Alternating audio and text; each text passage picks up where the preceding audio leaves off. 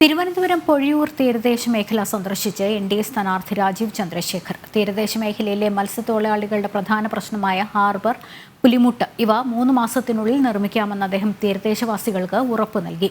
പൊഴിയൂർ മേഖലയിലെ വികസന രേഖയുടെ പകർപ്പ് ജനങ്ങളെ പരിചയപ്പെടുത്തിക്കൊണ്ടാണ് പ്രചാരണം.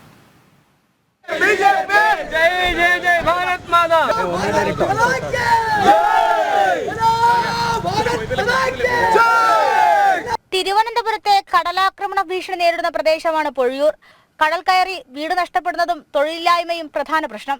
സമഗ്രമായ മാറ്റമാണ് എൻ.ഡി.എ സർക്കാരിന് ഉറപ്പായി നൽകാൻ കഴിയുന്നത്.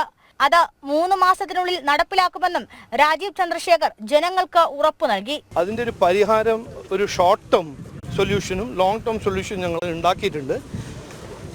അതിനെ എക്സ്പ്ലെയിൻ ചെയ്യാനാണ് ഇന്ന് ഇങ്ങോട്ട് വന്നിരിക്കുന്നത്. ജനങ്ങളോട് ഞാൻ പറഞ്ഞത് ചെയ്യും. ഇപ്പോൾ ഒരു പരിഹാരം ഉണ്ടാക്കിയിട്ടുണ്ട്. അതുകൊണ്ട് മുമ്പോട്ട് കൊണ്ടുപോകും. ഈ 5-6 കൊല്ലമായിട്ട് ഇവിടുത്തെ സഫറിങ് എല്ലാം നമ്മൾ മാറ്റാൻ തയ്യാറാണ്.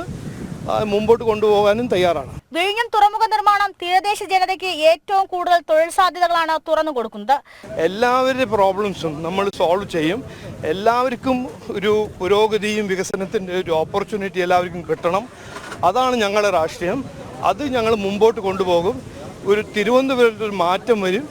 10-15 കൊല്ലമായിട്ട് ഇവിടെ ഒരു വികസനം, ഇൻവെസ്റ്റ്മെന്റ്, തൊഴിലില്ലാത്തൊരു തിരുവനന്തപുരത്ത് ഞങ്ങൾ മുമ്പോട്ട് കൊണ്ടുപോയി ഇവിടെ മാറ്റം കൊണ്ടുവരും. പൊഴിയൂർ, പരത്തിയൂർ മേഖലകളിലെ തീരദേശ ജനതകളുമായി നേരിട്ട് സംവദിച്ചും ജനങ്ങളുടെ പ്രശ്നങ്ങൾ നേരിട്ടറിഞ്ഞുമാണ് എൻ.ഡി.എ സ്ഥാനാർത്ഥി രാജീവ് ചന്ദ്രശേഖർ തെരഞ്ഞെടുപ്പ് പ്രചരണവുമായി മുന്നോട്ട് പോകുന്നത്. ജനം, തിരുവനന്തപുരം.